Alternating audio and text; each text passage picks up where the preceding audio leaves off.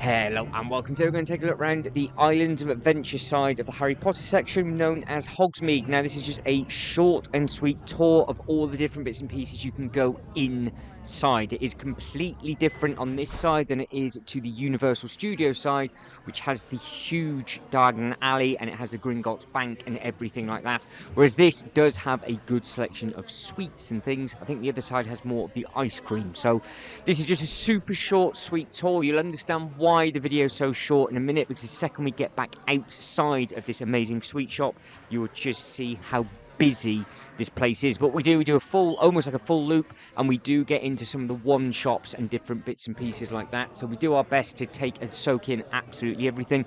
This was at almost perfectly the wrong time of day. It's almost at peak time during the day on a Saturday, so you've got to bear that in mind. I do believe Saturday is the busiest time of the week for the Universal, because obviously you've got all the locals there as well.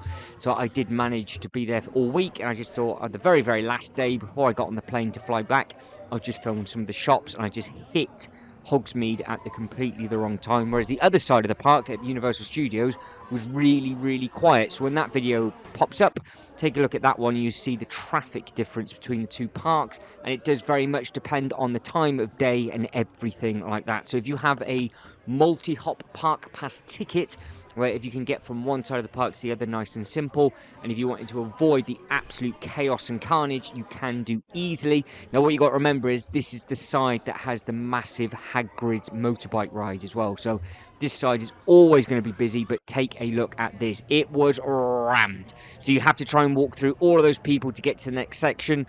The Harry Potter Hagrid's bike is on that far side there, and if you keep on going you then do end up hitting the Harry Potter castle. So there's lots and lots to see, but there's lots of eateries here. So I think there's a few more indoor places to eat. So we do have a bit of window shopping.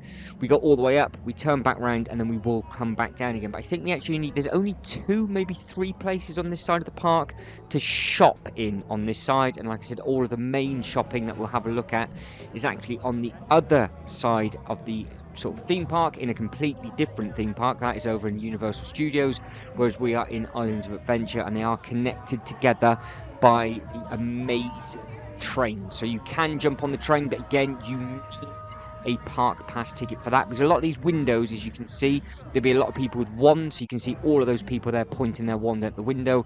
They are all interactive games that you can play, and I do believe you have a Harry Potter map and you can tick them all off as you go, and they are for both parks.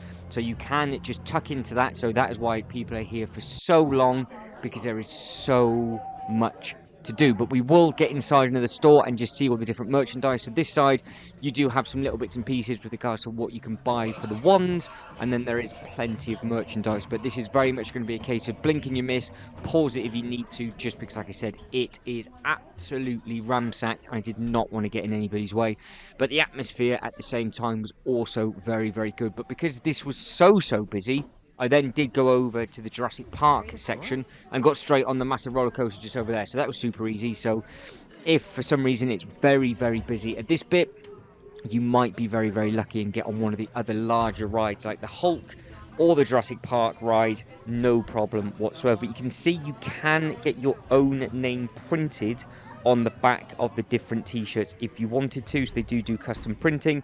Yes, you have got all of the broomsticks to ride it if you want to. That might be a little bit tricky trying to get that back on the plane. And then obviously you can see that you've got all of the different team houses and things like that as well.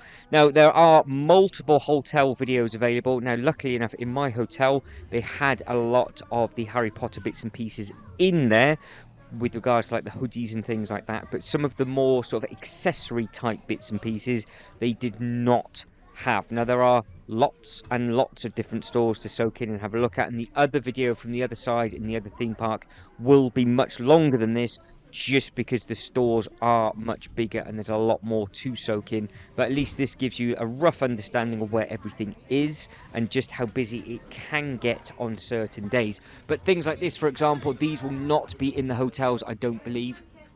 And I think some of the ones you can get, but I don't know if you can get all of them. And again, going back to the airport video, there is a huge Harry Potter section in the airport. Now you can get all of the wands and things from there, but I don't know how the prices differ with regards to sort of the VAT and tax that you get on or off with regards to bits and pieces that are at the airport. So if you are only here for the day and you're sort of just traveling through, this is going to be the place that you're going to get all your bits and pieces from, but you can just see how busy it is, and that is a different way in to the same store. So that's why I went in, and then I came straight back out again, and then we're just going to sort of take a left, and then I think we just turn back around and we end up walking to the castle. But I am slowly starting to run out of time. Like I said, this is a super short and sweet one just to show you what Hogsmeade is like. If you want to see all of the shops from the other theme park, which is Universal Studios, where there is lots and lots of games, activities, clothings and hoodies, hunt down that video, which will be uploaded already, hopefully, if depending on when you're watching this. If not, it will soon to come, that you can see that we do finish looking at that amazing Harry Potter castle. Now what I will do at the end of this video is I will link all of the other shops from the other theme park to this one. But guys, I am slowly starting to run out of time, so if you can like this video and subscribe to the channel, that'd be absolutely fantastic. Let us know in the comments below if you've been to Universal Studios in Orlando, Florida. If you have and you've managed to do both parks, which side of the Harry Potter section do you prefer? And I am very, very looking forward to the other theme park opening up in a couple of years, because that is going to be something completely different and special as well. But guys, as always, thank you very much for watching. You lot take care, and I'll catch you next one. Ta-da.